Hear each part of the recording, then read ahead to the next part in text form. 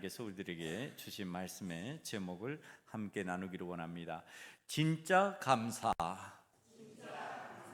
네, 제목이 간단한데 한 번 더 크게 해볼까요? 진짜 감사. 진짜 감사하면 믿음이 자라납니다. 여러분, 감사하는 마음이 뇌도 삶도 바꾼다라는 것을 의학적으로 증명하는 실험을 해봤습니다. 의학자들이 이걸 실제적으로 감사하는 마음이 생기면 뇌도 바뀌고 삶도 바뀌는구나 하는 이 실험을 하면서 이제 증명해 보인 일입니다. 어떤 사람에게 엄마가 내게 해주셨던 여러 가지 고마운 일들, 그 추억들을 생각하게 했습니다. 엄마하고 함께 손잡고 시장 가서 뭘 사 먹고 엄마가 뭘 사주는 것을 내가 갖고 그러는 추억들, 그런 것들을 30대 직장인에게 실험적으로 생각하게 했습니다. 그랬더니 이 심장 박동이 점점 안정적으로 변하는 겁니다. 이 심장 파동이 아주 안정적으로 잔잔해지는 겁니다. 그리고 표정이 편안해졌습니다. 그리고 잠시 후에 상황을 바꿨습니다. 자책하고 원망하는 메시지를 들려주기 시작했습니다. 나를 늘 화나게 하고 괴롭히는 사람들의 얼굴을 떠올리게 했습니다. 그랬더니 표정이 굳어졌습니다. 감사할 때에, 감사를 생각할 때 그 심박 수가 차츰 이게 스트레스를 받을 때처럼 불안해지고 불안정하게 변하고 흥분되게 만들어버리고 이런 결과가 나왔습니다. 강남 세브란스 병원의 정신건강의학과 교수님이 이런 결과들을 놓고 얘기를 합니다.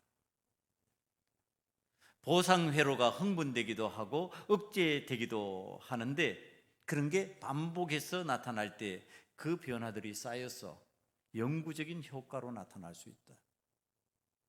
그러니까 이 감사하는 마음이 많이 쌓여서 그의 뇌에 영향을 미치고 삶에 영향을 미치면은 그것이 영구적인 효과로 나타난다.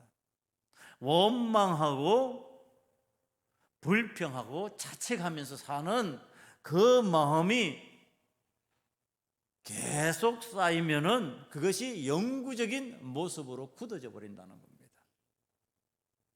여러분, 왜 신앙인이 진짜 감사를 해야 되는지를 지금 의학이 설명을 해주고 있는 부분입니다. 왜 그리스도인들이 진짜 감사를 하면서 살아야 되는지 그 이유를 지금 의학적으로 그럴 수밖에 없다라고 하는 것. 그리스도인들이 평안을 누리고 하나님의 은혜를 체험하고 기쁘고 감사하면서 살 때에 나타난 그 행복감을 맛보게 만들어 주려면은 우리 속에 있어야 되는 것. 진짜 감사다. 여러분, 오늘 이 진짜 감사에 대한 성경 말씀이 우리들에게 가르쳐 주는 방향성이 있습니다. 그런데 제가 말씀의 본문과 이 진짜 감사를 연결하려고 하다가 이게 참 당황스러운 겁니다. 아버지 하나님, 도대체 이 내용을 가지고 제가 진짜 감사라고 하는 이 설교를 해야 됩니까? 좀 묻는 겁니다. 하나님 앞에. 이 내용이 어떻게 연결되어야 진짜 감사가 될 수가 있겠습니까? 그건 왜 그러냐 하면은 5절 말씀이에요. 5절 말씀을 보면 사도들이 주께 여짜오되 우리에게 믿음을 더하소서 하니, 이게 지금 사도들이, 예수님의 제자들이 저희들이 믿음을 더하여 주소서. 그러니까 믿음 좀 좋게 되었으면 좋겠습니다, 이런 뜻이거든요. 제가 믿음이 좋아진다는 거 하고 진짜 감사하고 무슨 연관성이 있냐는 거예요. 그런데 하나님께서 이 부분을 이끌어 주셨습니다. 하나님께서 진짜 감사를 오늘 본문에서 보니까 종과 연관된 단어를 사용하시면서 우리들에게 가르쳐 주셨어요. 여러분, 종이라고 하는 단어 있잖아요. 이 단어는 언제 사용을 성경이 하느냐 하면은 일과 관련되어서 가르치실 때에 종이라는 단어를 사용합니다. 성경이 단어를 사용할 때 그 필요에 따라서 그 단어를 사용하는 내용이 좀 다릅니다. 하나님 사랑을 우리에게 설명해 주세요. 하나님 사랑을 가르쳐 주세요. 어떤 단어를 사용할 것 같아요? 하나님은 우리의 아버지시다, 우리는 하나님의 자녀다, 이렇게 가르치십니다. 자, 이제 대적이 있어요. 적군이 있어요. 마귀가 있어요. 우리를 대적하는 어떤 세력이 있어요. 이것을 가르치실 때는 우리들이 뭐라고 가르치실까요? 군사라고 가르치세요. 너희는 군사다, 주의 군사다, 이렇게 가르친다는 겁니다. 지금 일과 관련된 종의 얘기가 예수님의 이야기 속에 나왔어요. 믿음을 더하여 주소서, 이렇게 얘기하는 이 부분과 연결되어 가지고 지금 예수님이 얘기를 하시는데 종의 얘기를 갑자기 하십니다. 종과 관련된 이 얘기를 하신다. 이게 무슨 뜻일까? 일과 관련된 종이라는 말을 사용하면서 믿음을 더하여 좋은 믿음이 되는 방법을 가르치신다. 그럼 지금 믿음이 자라나는 것과 무엇과 관련이 있다는 뜻으로 지금 연결을 시켜서 설명을 해 주려고 할까요? 일과 관련해서 설명해 주려고 하는 겁니다. 믿음을 더하여 좋은 믿음이 되게 만드시는데 그게 무엇과 상관이 있다? 일과 상관이 있다. 그런데 그 일을 하는 종인데 어떤 마음으로 해야 될까? 진짜 감사하는 마음으로 해라. 그래야 일을 잘하는 사람이 되고, 일을 잘하는 사람이 되면은 믿음이 점점 좋아진다. 지금 그 얘기를 하고 있는 겁니다. 오늘 예수님이 제자들을 향하여서 우리에게 믿음을 더하소서, 이렇게 얘기를 제자들이 할 때 예수님이 보이시는 이제 말씀의 내용이에요. 이 말씀의 내용을 보면요, 우리 같으면 어떻게 할 것 같아요? 제자들이 지금 자신의 믿음이 좀 부족한 것 같은 느낌이 드는 거예요. 믿음이 연약한 것 같은 거예요. 그래서 목사님, 제 믿음이 좀 연약해지는 것 같아요. 제 믿음이 연약한 것 같아요. 어떻게 하면 좋죠?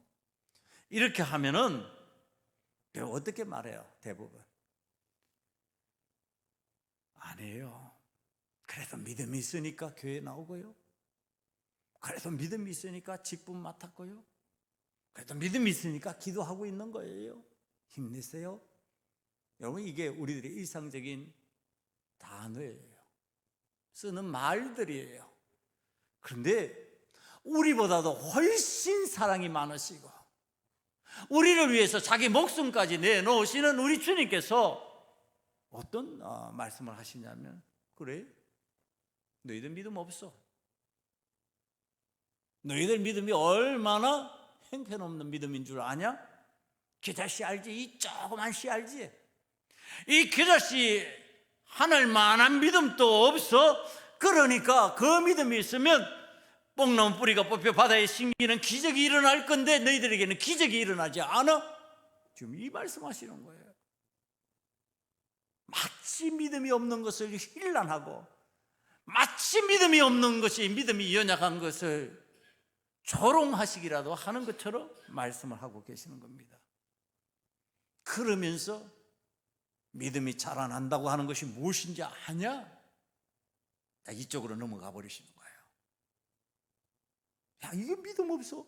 주님께서 날 믿음 없다고 그러셔. 내가 그래서 내 삶에 기적이 안 일어난다고 그러고, 그 다음에 내가 그 연약한 믿음으로 산다고 말씀하고 계셔. 그런데 믿음이 더하여져서 좋은 믿음으로, 성장하는 믿음으로, 기적을 일으키는 믿음으로 나아가려면 어떻게 해야 되는 줄 아니? 그러고 말씀하니까 이제 기가 번쩍 뜨이는 거죠. 그러면서 하시는 말씀이 오늘 10절 말씀이에요. 이 10절 말씀을 바라보면, 이와 같이 너희도 명령받은 것을 다 행한 후에 이르기를 우리는 무익한 종이라 우리가 하여야 할 일을 한 것뿐이라 할지니라. 이게 무슨 뜻일까요? 지금 주인이 종에게 일을 시켰어요. 일을 시키니까 일을 열심히 자기 일을 한 거예요. 그러니까 다 하고 나서 종이 하는 얘기가 뭐냐면, 나는 무익한 종입니다. 나 별 유익한 종이 아닙니다. 그냥 내가 할 일 다 했을 뿐입니다. 그럼 이 뜻이 뭐예요? 나 무익한데 유익하게 할 일도 없을까요? 이런 뜻이라는 겁니다. 제가 느끼기 그렇다는 거예요. 지금 이 말씀이, 자, 너희들이 믿음이 더하여지는 건 뭔 줄 아니? 일이야, 일. 내가 맡겨준 그 일을 하는 것이야. 그 일을 하는데 그 일을 했어. 하고 나서 일 했는데 근데 나 무익해. 나 이 일 하는 것 가지고 안 될 것 같은데. 그럼 또 주님이 기뻐하실 다른 일 뭐 있을까? 지금 그거 찾는다는 거예요. 자, 이 지금 말씀을 준비하면서 제게 다가온 내용이에요. 자, 믿음이 자라난다고 하는 것이 무엇일까? 믿음이 더해진다고 하는 것, 믿음이 좋아진다고 하는 것이 무엇일까? 주님이 시키시는 일을 내가 믿음으로 했어요. 했는데 그것으로 만족하지 않는 거예요. 그것으로 다 됐다고 생각하지 않는 거예요. 그리고 나서 하나님 앞에서, 내가 주님 앞에서 생각하는 거예요. 아니, 이것 말고 주님을 기쁘시게 하는 그 다른 일이 무엇일까? 그것 말고 주님이 나에게 진짜 잘했다고 칭찬하실 만한 그 일이 무엇일까?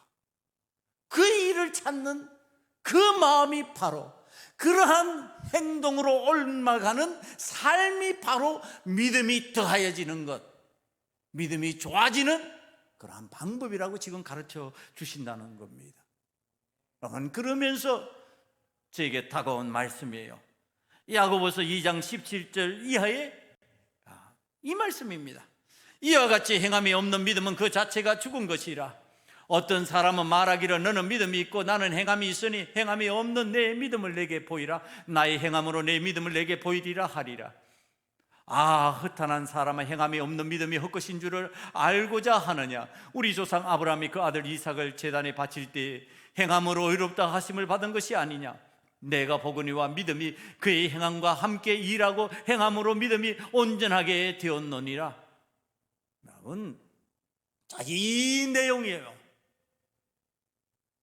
아브라함이 지금 이삭을, 100세 얻은 이삭을 하나님 앞에 바쳤다, 지금 그 얘기를 하는 거예요. 하나님 앞에 제물로 드렸다. 여러분, 이건 일상적인 제물이 아니에요. 지금 하나님이 하셨다라고 하는 표현을 하지만은 우리의 입장에서, 사람의 입장에서 얘기하는 거예요. 우리는 어디까지 해요? 이런 건 안 하는 거예요. 그냥 양을 잡았어. 우리들 일상에서 함께 할 수 있는 것들, 우리가 흔히 내 삶에 함께 하는 것들, 그거 잡아서 드리는 게 그게 제물이에요. 근데 이거는 할 수 없는 거예요. 100세 얻은 귀하고 귀한 독자 이삭이에요. 이건 범주를 벗어난 거예요. 내가 할 수 있는 범위를 벗어난 거예요. 그런데 그것을 지금 행하고 있는 겁니다. 그것을 실현하고 있는 겁니다. 그것을 지금 하나님께서 원하시는 방식도, 이게 하나님 기뻐하시는 일이라면, 하나님이 원하시는 일이라면 나는 기었고 하고 말겠다고 지금 칼을 든 아브라함의 모습입니다. 여러분, 이게 믿음이 자라난다예요. 아브라함의 믿음이 이렇게 해서 자라나는 겁니다. 아브라함의 믿음이 일상적으로 다른 사람이 하는 것, 다른 사람이 할 수 있는 것 함으로써 믿음의 조상 아브라함이 되는 게 아니라, 다른 사람이 도저히 할 수 없다고 생각하는 것, 다른 사람이 도저히 안 된다고 생각하는 그것을 내가 지금 찾아서 하고 있는 거예요. 이게 믿음이 자라난다, 이렇게 표현한다는 겁니다. 예수님의 제자들이 우리에게 믿음을 더하소서 할 때 예수님께서 가르치신 내용, 바로 명령을 받은 것을 다 행한 후에 무익한 종입니다 하는 것이 믿음이라면, 우린 명령받은 것을 다 행하고 더 할 일이 없을까? 내가 할 수 있는 그 일, 내가 해야 할 그 일이 더 없을까? 그래야 우리의 믿음이 자라난다는 겁니다. 사명으로 받은 일을 잘 감당하고 나서도 더 할 일이 없을까 하는 마음, 이 마음이 우리는 어떤 마음인지 좀 생각해 봐야 됩니다. 이게 믿음이 자라나는 마음이라면, 이런 방식으로 믿음이 자라난다면 이게 도대체 어떤 마음일까? 종이 자신의 일을 다 마치고 주인이 원하는 일이 더 없을까 찾는 마음, 이 마음이 어떤 마음일까? 이제 제가 말씀을 준비하면서 생각하는 거예요. 도대체 이 마음이 어떤 마음일까? 주인이 시킨 대로 다 했어요. 여러분, 이거 하면은 세상에서 오케이예요. 됐다, 그만하면 됐다, 이렇게 되는 거예요. 그런데 그리스도인은 그게 아니에요. 그 일하고 또 주인이 기뻐하시는 그 일을 또 찾는 거예요. 찾아서 하는 거예요. 이게 도대체 어떤 마음일까? 여러분, 자기에게 일을 맡겨준 그 주인을 향해서 감사하지 않고 이걸 할 수 있을까요? 진짜 감사함이 없는데 내가 일을 더 찾아서 하겠다고, 내가 지금 주인이 기뻐하시는 그 일을 내가 한번 해보겠다고 주인이 맡겨준 거 그 이상으로 하겠냔 말이에요. 진짜 감사해야 하죠. 진짜 감사하는 마음이 있어야 그렇게 할 수 있게 되는 거죠. 세상을 살아가면서 그리스도인들이 가져야 되는 마음이 지금 이 마음이라는 겁니다. 왜 그리스도인들이 세상을 살아가면서 성공할 수밖에 없느냐? 여러분, 정상적인 그리스도인이면 이렇게 돼서 성공하는 거예요. 맡겨진 것만 하는 게 아니에요. 나에게 맡겨진 그 일, 그것보다 그를 기쁘게 할 것이 무엇일까? 나의 주인이, 나의 오너가, 나의 CEO가 나에게 맡겨진 그 일을 내가 더 기쁘게 할 수 있는 일이 무엇일까? 그거 찾아내는 거예요. 이런 자세를 얘기하는 거예요. 지금 이런 믿음을 얘기하는 거예요. 이게 바로 요셉의 성공입니다. 여러분, 요셉의 성공을 바라보는 시각입니다. 요셉은 족장의 아들입니다. 한 부족의 족장이라니까요. 그 족장의 아들이에요. 이 족장의 아들이 형제들에 의해서 억울하게 종으로 팔렸습니다. 종 얘기입니다. 지금 이 성경에 나오는 종이에요. 종이 된 거예요.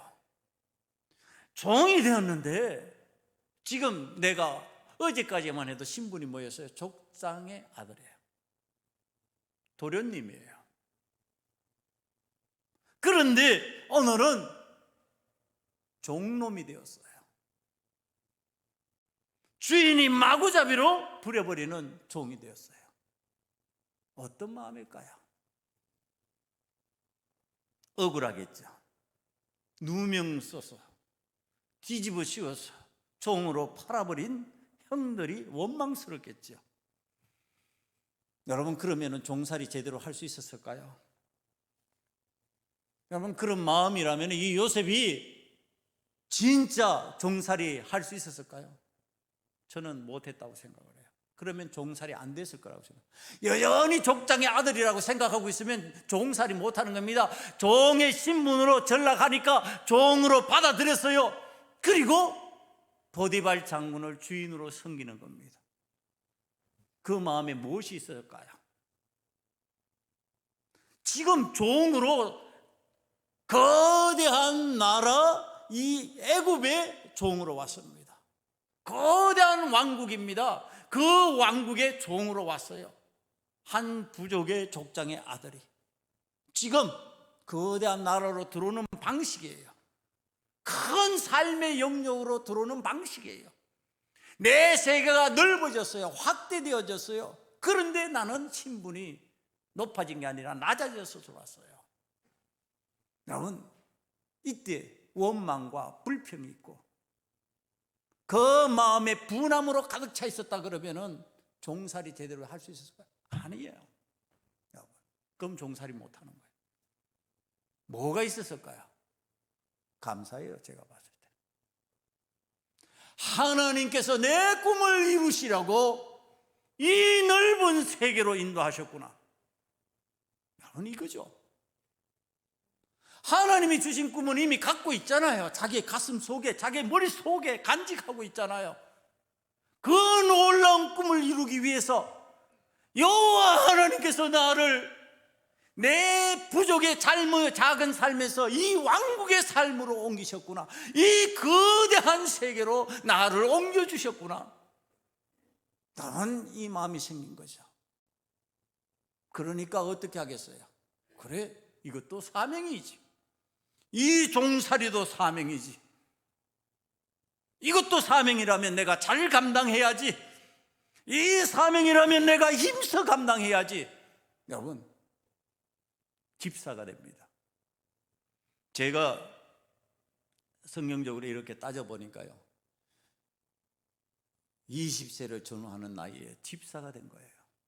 이 애굽 왕국의 시위대장이라고 하는, 요즘을 하면 경호실장이죠. 대통령 경호실장이에요. 경호실장쯤 되는 어마어마한 자리에 있는 사람의 집에서 그 많은 재산과 그 모든 인력을 관리하는 집사가 되었습니다. 젊고 새파란 사람이 어떻게 일을 했기에? 여러분, 이 요셉이 일을 할 때 어떻게 했을까 지금 생각을 하는 거예요. 그저 보디발 장군이 시키는 거, 그래, 그냥 오늘 뭐 해라 그러면 네, 그리고 그것도 하고 다 했으니까 주인 안 보는데 눈치 슬슬 보면서 쉴 생각이나 하고, 주인 안 보는 데서 쎄쎄하면서 아이고 세워라 내워라 하고 보내고. 나는 그랬다면 요셉이 그렇게 될 수 있었을까? 아니지요. 주인이 시키는 것 외에 내가 무엇을 해야 주인을 기쁘게 할 수 있을까? 무엇을 해야 저 보디발 장군이 기뻐할 수 있을까? 여러분, 그거 찾은 거지요. 그랬더니 보디발 장군이, 이건 내가 내 마음보다 나를 더 잘 아는 사람 같아. 내 생각보다 더 나은 생각을 가지고 있어. 그러니까 네가 알아서 다 해라. 너가 다 알아서 처리해라. 이것이 바로 집사로 나아가는 길이었습니다. 여러분, 그러다가 보디발 장군 아내 유혹을 물리치요. 유혹을 물리치는 가운데서 누명을 썼지요. 그리고 감옥에 들어갔습니다. 여러분, 감옥이라는 곳이 무엇입니까? 감옥에 들어가면요, 가만히 있는 게 일이에요. 감옥에서는 뭘 하는 게 아니에요. 본래 감옥이라는 곳에 들어가면은 그냥 반성만 하고 있으면 돼요. 그러니까 잡혀서 가만히 있는 데가 감옥이에요. 그런데 가만히 있었어요? 안 있었다니까. 간수가 하는 일을 내가 도울 수 있으면 도우려고 그런 거야. 내가 보디발 장군의 집에서 익힌 기능들이 있어요. 거기에서 보면서 여러 가지 아는 환경들이 있어요. 도움이 될 만한 거 간수에게 막 제공하는 거예요. 그랬더니 간수가 눈이 번쩍 뜨였어요. 야, 뭐 이런 죄수가 다 있냐? 여러분, 그 죄수에게 자기의 일을 다 맡기는 거예요. 야, 이 감옥의 실권자가 되는 겁니다.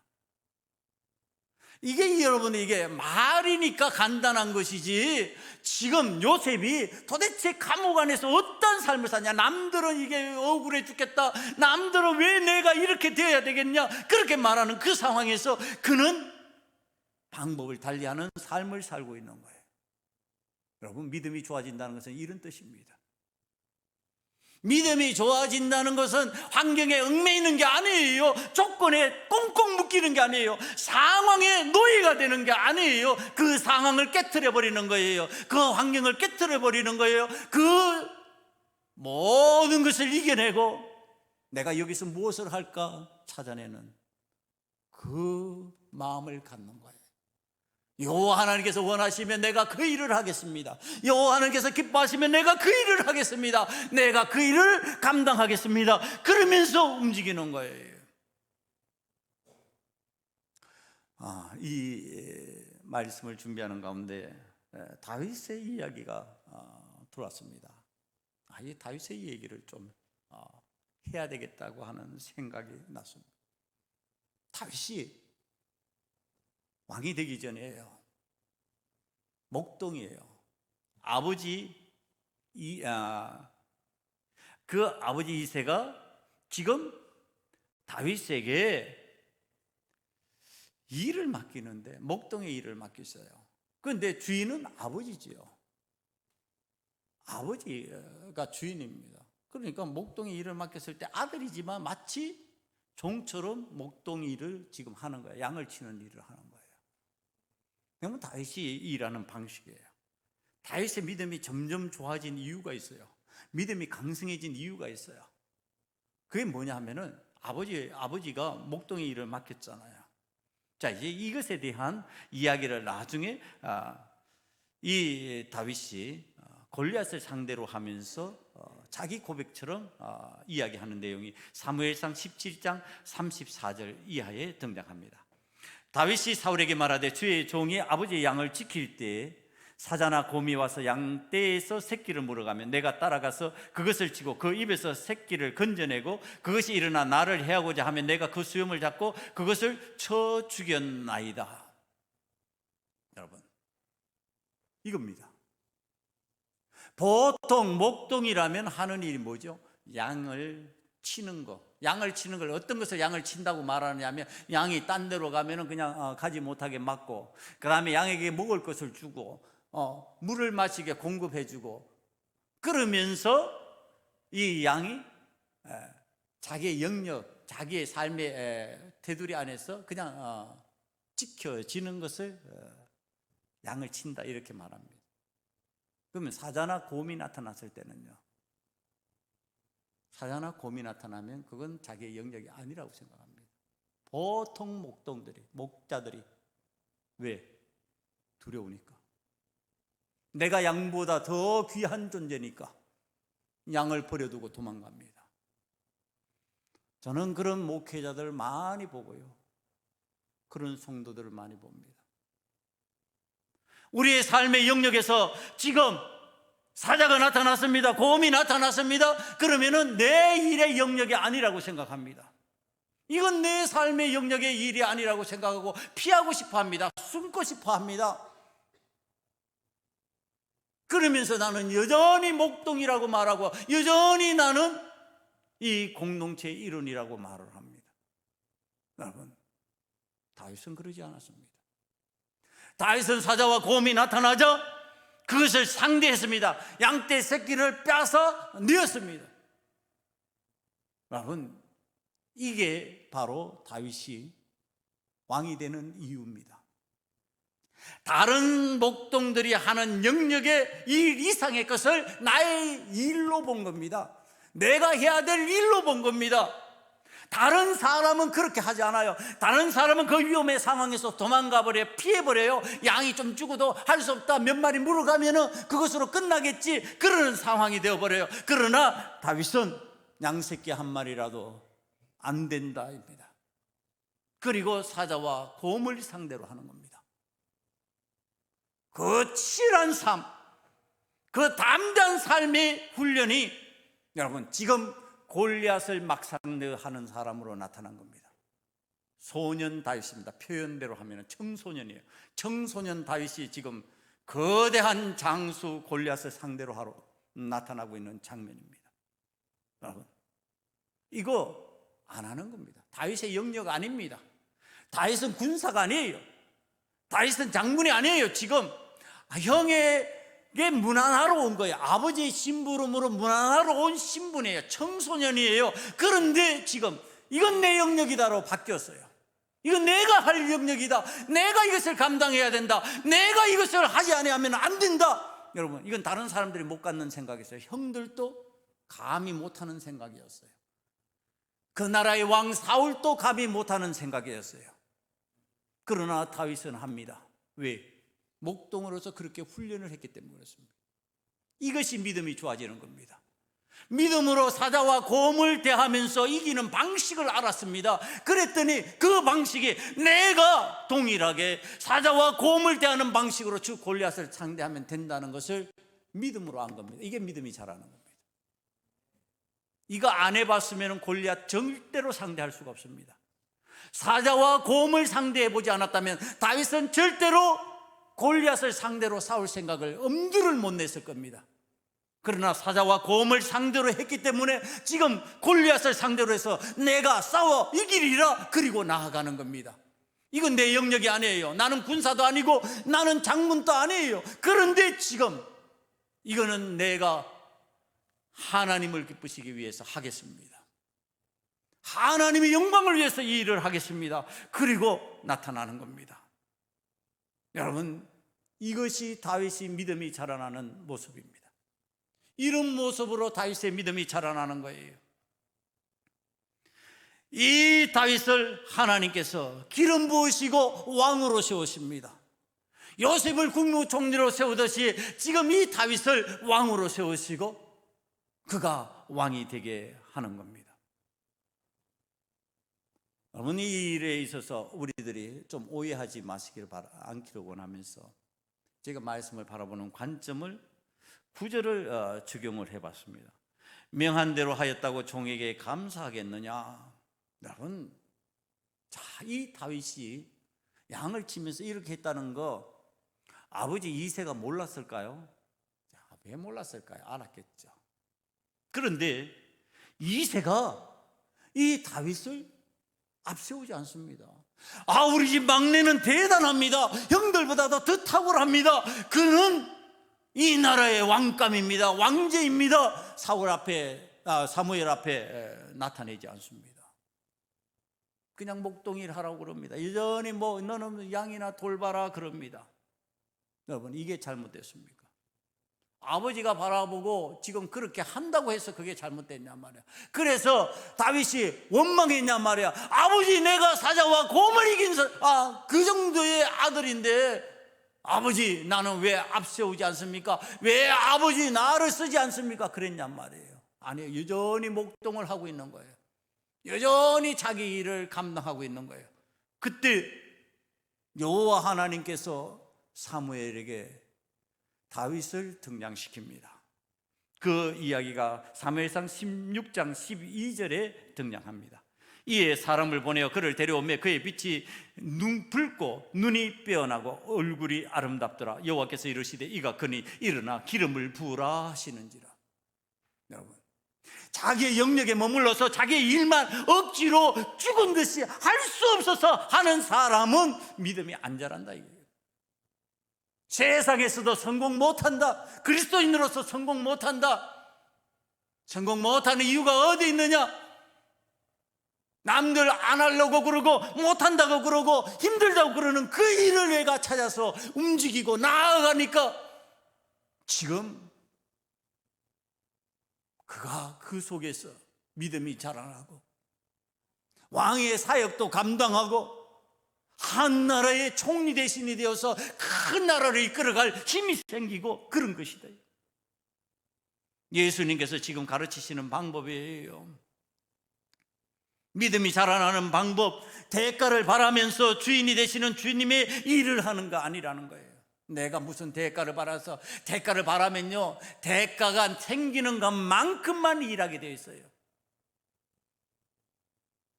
제가 부교육자들을 증빙하면서 보는 중요한 관점 중에 하나예요. 우리 교회에 지금 일하시는 분들은요, 사례를 묻지 않았어요. 저 또한 그렇게 했었어요. 청빙되어 갈 때마다. 여러분, 왜 그럴까요? 대가를 바라면 주의 일을 그 대가만큼, 사례만큼만 일하게 되어 있어요. 대가를 바라지 않으면 사례를 뛰어넘는 일을 하게 되어 있어요. 저와 동역했던 어떤 분 중에 그때 당시에 대학 영문과를 나오고 신대원을 하면서 사역을 했던 분이 있어요. 교회에서 성도들이 대면하고 사례를 지불하는데 좀 미흡하고 그랬어요. 그러니까 내가 이까지 대우받으려고 공부했는 줄 아냐고 그렇게 되는 거예요. 여러분, 오늘 대가를 바라면은 그 대가만큼 일하게 되어 있어요. 내가 직분을 바라면 직분만큼만 일하게 되어 있어요. 직분하고 상관이 없어야 돼요. 직분을 뛰어넘어야 돼요. 여러분, 그래야지 내가 다윗같이 요셉같이 하나님께서 들어서시는 자가 되는 거예요. 예수님께서는 지금 그거 가르치시는 거예요. 믿음이 자라나는 방법, 대가를 바라며 주인 되시는 주님의 일을 하는 것이 아니다. 종이 주인 앞에서 자신의 일을 마치고 나서도 당연하다는 듯이 이건 무익한 겁니다. 이거 그저 남들 다 하는 겁니다. 나는 다른 일을 해야 될 겁니다. 주님을 기쁘시는 그 다른 일을 하고 싶습니다. 목회를 하다가 보면은 왜 믿음이 자라나지 않는지 묻는 신앙인들이 있어요. 왜 안 자라날까요? 지금 그 해답을 지금 성경이 오늘 얘기를 하는 겁니다. 왜 믿음이 안 자라날까? 왜 교회 생활 오래 하고 내가 오랫동안 예수를 믿는다고 그러는데 왜 내 믿음은 자라나지 않는 것 같을까? 남들이 다 하는 것만 하고 있으니까 그렇죠. 남들이 다 하는 것만 하고 있으니까 안 되는 거죠. 물론 하나님 뜻에 의해서는 그 이상인 것을 해도 하나님께서 때를 따라서 안 시키는 경우도 있어요. 그러나 대부분의 경우에요. 지금 성경이 가르치죠. 오늘 이 성경 말씀이 얘기하는 내용은 된다는 얘기를 하는 겁니다. 남들이 하는 것만큼 하는 거 아니에요. 남들이 할 수 있는 것만을 하는 것이 아니에요. 남들이 할 수 없는 것, 남들이 생각 안 하는 것, 남들이 이거 나는 도저히 할 수 없다라고 하는 것, 그것을 찾아내는 거예요. 주님 기뻐하시면 내가 그거 하겠습니다. 주님 기뻐하시면 내가 순교하겠습니다. 주님 기뻐하시면 내가 십자가 지겠습니다. 여러분, 이렇게 되는 거예요. 믿음이 잘 자라나는 사람의 특징, 이유불문이에요. 믿음이 잘 자라나는 사람들, 무슨 일을 하든지 주님의 일에 대해서 이유불문, 조건불문입니다. 이유를 묻지 않아요. 조건을 따지지 않아요. 믿음이 잘 자라나는 사람들은 그런 거예요. 믿음이 안 자라나는 사람, 어떤 특징 가지고? 이유가 많아요. 조건이 많아요. 이유가 있으면, 조건이 있으면요, 안 자라나게 돼 있어요. 그것이 자라나는데 장애물이 돼요. 이유가 없어야지, 조건이 없어야지 탁 튀어나서 자라게 되는 거예요. 쑥쑥 자라게 되는 거예요. 나는 오늘 내가 남들이 하지 않는 일을 찾았어요. 주인이 원하시기 때문에 내가 막 찾아서 그 일을 해요. 그 마음이 어떤 마음이라고요? 주인이 나를 일시켰으니 감사하는 마음이에요. 나에게 일을 시켰으니 감사합니다. 진짜 감사합니다. 내가 주인이 원하신다면 이것 말고 다른 것이라도 해야지요. 그래서 열심히 하는 겁니다. 나는 오늘 본문에서 종이 밭에서 열심히 일하고, 자, 이제 열심히 일했어요. 열심히 일했으니까 지금 감사함으로 일했으니까 이 사람이 어떤 것을 기대하겠느냐 말이야. 그걸 7절 8절이 가르치는 거예요. 7절 8절에서 보니까, 자, 열심히 밭을 갈고 양을 치고 열심히 일하고 돌아왔어요. 그런데 주인이, 야, 너 열심히 와서 일했으니까 나보다 앞서서 먹어라. 너 나보다 더 힘썼으니까 와서 먹어라. 이거 생각하면 안 된다는 얘기를 하는 거예요. 이거 생각하면서 신앙생활 하면 안 된다는 얘기 하는 거예요. 여러분, 종은 주인을 섬기는 거예요. 우리는 하나님을 섬기는 거예요. 하나님에 앞서서 내가 무엇을 차지하고 내 수고했으니까 그거 내가 누려야지, 그거 내가 얻어야지, 그거 내가 가져야지. 여러분, 이러니까 뭐가 없어져요? 질서가 없어져요. 제가 우리나라가 잘 되는 부분을 보면 참 기쁩니다만 이 안 되는 부분에 이 영역에 있어서 똑같지 뭐. 안 똑같아요. 어떻게 똑같냐면 부모와 자식이 어떻게 똑같아? 부모는 부모고 자식은 자식이에요. 선생과 제자 안 똑같아요. 선생이고 제자예요. 똑같다고 생각하니까 제자가 스승 패버려 버리는 거예요. 내 마음에 안 들면. 똑같다고 생각하니까 자식이 부모를 죽여버리는 거예요. 자식이 부모를 거칠게 다루는 거예요. 똑같다고 생각하니까. 안 똑같아요. 하나님과 우리는 똑같을 수가 없어요. 주님과 우리는 똑같을 수가 없어요. 우리가 아무리 열심히 해도, 아무리 최선을 다해서 무엇인가를 성과를 이루어도, 그래서 그것 때문에 내가 주님에 앞서서 뭔가를 할 수 있다? 없어요. 안 되는 거예요. 지금 성경 그 얘기하는 거예요. 주인 앞에서 뭔가 성과를 이루었다고? 뭔가 열심히 해서 뭔가를 됐다고? 여러분, 이게 목회자들이 무너지는 형상이에요. 그러니까 되지도 않는 소리 하는 거예요. 하나님 까불면 죽어? 이따위 소리 나고. 내가 뭔가 한 것처럼 생각하는 거예요. 내가 뭔가를 이뤘다고 생각하는 거예요. 이게 어떻게 나올 수 있는 말이냔 말이에요. 주인과 종은요, 요즘 신분 사회에서는 도저히 상상할 수 없을 정도의 엄청난 차이예요. 하나님과 우리는요, 엄청난 차이예요. 상상할 수 없는 관계예요. 그런데 우리가 뭔가를 했다고 해서 하나님 앞에서 내가 뭔가를 이룬 것처럼, 뭔가를 할 수 있는 것처럼 함부로 말하고 함부로 행동하고, 이거 가능하냐? 그거 불가능하대. 그거 안 되는 일이다. 그래서 사랑이 많으신 주님께서 아주 혹독하게 얘기하십니다. 혹독하게 종을 부리는 것처럼 말씀하십니다. 그런데 왜 그렇게 해요? 믿음이 자라나는 것이 그것이기 때문에 그렇습니다. 내 영광 드러내고 자기 자랑에 빠지고 자기 만족에 빠져버리면은 절대로 믿음이 자라나지 않습니다. 여러분, 나는 무익한 종입니다. 나는 할 일 그저 남들이 하는 거 다 했을 뿐입니다. 그런데 더 하나님 기뻐하실 일 내가 할 거 없을까요? 이게 믿음이 자라나는 거라는 겁니다. 오늘 열심히 주인의 필요를 채우기 위하여 일을 찾아 움직이는 자세로 종의 일을 함으로 믿음을 더하는 사람에게 어떤 마음이 있겠느냐? 자, 다시 묻습니다. 감사해요. 감사해요. 내가 이 일을 할 수 있음이 감사해요. 내가 예배를 드림이 감사해요. 내 가정에 이러한 구조가 갖추어진 것 감사해요. 내가 오늘 존재하는 것이 감사해요. 내가 하나님 앞에 예배하면서 할 수 있는 일들이 감사해요. 내가 교회를 섬길 수 있는 일이 감사해요.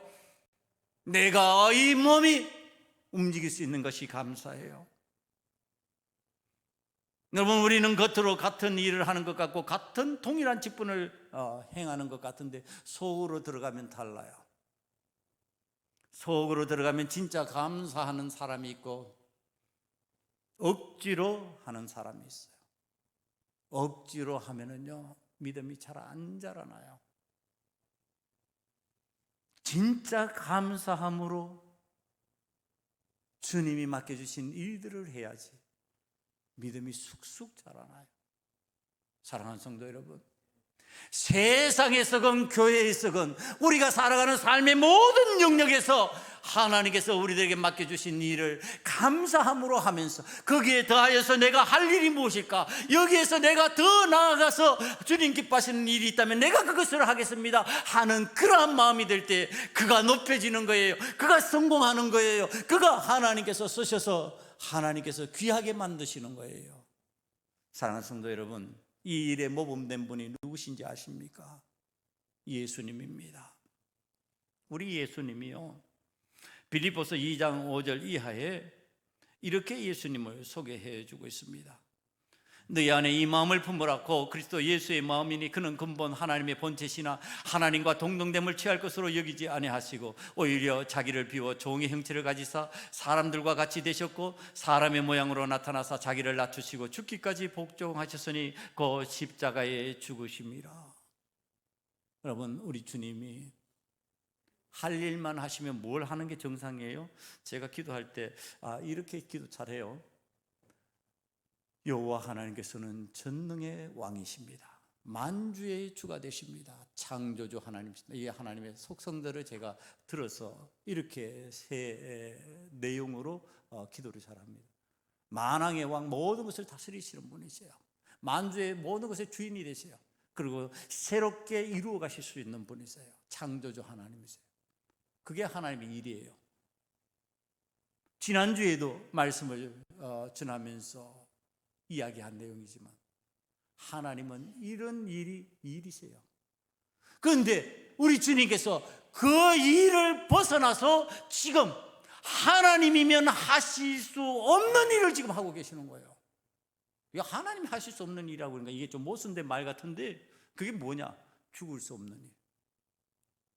하나님은 죽으실 수 없다니까요. 하나님은 죽는 것이 안 되는 분이라니까요. 죽어서는 안 되는 분이에요. 죽을 수 없는 분이에요. 그러니까 부활이에요. 그런데 그분이 죽겠다고 지금 나선 거예요. 십자가 위에서 내가 죽겠다. 십자가 위에서 내가 죽어야지. 그래야지 모든 죄가 사해지고 모든 문제가 풀려진다. 내가 죽겠다. 여러분, 이게 바로 종된 예수님의 모습이에요. 하나님의 모습이 아니에요. 종으로서 이 땅에 오신 예수님의 모습이에요. 나는 이 일을 해야 되겠다. 나는 죽어야 되겠다. 나는 십자가 위에서 내가 3일 동안이라도 죽어야 되겠다. 여러분, 이 일을 하신 주님, 이 일은 주님의 영역이 아니라니까요. 이 일은 하나님의 영역이 아니에요. 하나님이 어떻게 죽으실 수 있냔 말이에요. 이건 사람이 죽는 것이지, 사람이 죽는 영역으로 들어가셔서 일을 하셨어요. 여러분, 이것 때문에 예수님이 어떻게 되셨냐? 이름으로 하나님이 그를 지극히 높여 모든 이름 위에 뛰어난 이름을 주사 하늘에 있는 자들과 땅에 있는 자들과 땅 아래에 있는 자들로 모든 무릎을 예수의 이름에 꿇게 하시고 모든 입으로 예수 그리스도를 주라 시인하여 하나님 아버지께 영광을 돌리게 하셨느니라. 여기서 이런 하나님의 놀라우신 역사를 이루시는 겁니다. 도저히 죽을 수 없는 그분이 죽으셨다니까요. 우리의 죄를 대속해서 죽으셨다니까요. 그럼으로써 일어나는 기적이 우리의 부활이에요. 죽는 것으로 끝나지 아니한다. 영생이 있다. 그러시고 나서 우리 주님이 누리시는 영광이에요. 모든 이름이 오직 예수예요. 예수님 이름으로, 예수님 이름으로. 그래서 우리는 예수님 이름으로 기도할 수밖에 없어요. 예수님 이름으로 명령할 수밖에 없어요. 예수님 이름으로 모든 것을 이루어 나가는 거예요. 사랑하는 성도 여러분, 오늘 이 일을 우리 주님께서 억지로 하셨을까요? 아니, 자셨어. 내가 해야 될 일이라고 적극적으로, 능동적으로 반응하면서 지금 일을 하시는 거죠. 오늘 우리가 진짜 감사함으로 주께서 맡기신 일을 감당하고 주의 일을 찾아서 하면서 믿음이 점점 자라나는 현상이 일어날 때 우리에게 어떤 역사가 동일하게 덤으로 찾아오느냐 하면은 요셉과 같이, 다윗과 같이 여러분들을 하나님께서 세상 가운데서 쓰시고 그로 인하여서 성공적인 신앙인이 될 수 있는 길을 열어주신다고 하는 사실을 믿음으로 받아들임으로 오늘 여러분들에게 주어진 일에 만족하지 마시고 주께서 더 기뻐하실 일이 무엇인가를 찾아서 그 일을 감당하는 저와 여러분이 됨으로 인하여서 요셉과 같이, 다윗과 같이 쓰임받고 예수님과 같이 하나님 앞에서 하나님의 뜻을 이루어나가는, 하나님 영광을 드러내는 하나님 사람 다 되시기를 간절히 축원합니다. 기도하시겠습니다. 아버지 하나님, 주께서 우리에게 진짜 감사를 통하여서 주님의 일을 찾아 할 수 있게 만드시고 믿음이 점점 자라나서 강성한 믿음의 사람이 되게 하시는 줄 믿사오니 오늘 이 자리에 나온 하나님의 사람들이 점점 믿음이 자라나서 강성한 그리스도인, 성공적인 그리스도인으로 승리하게 만들어 주시옵소서. 아버지 하나님께서 쓰실 때 다윗과 같이, 요셉과 같이 들어서 저희들을 세상 가운데서도 승리할 수 있는 하나님의 사람들 다 되게 만들어 주시옵소서. 예수님 이름으로 감사하며 기도드리옵나이다. 아멘. 찬송가 50장 부르시면서 준비한 예물 하나님 앞에 드리겠습니다.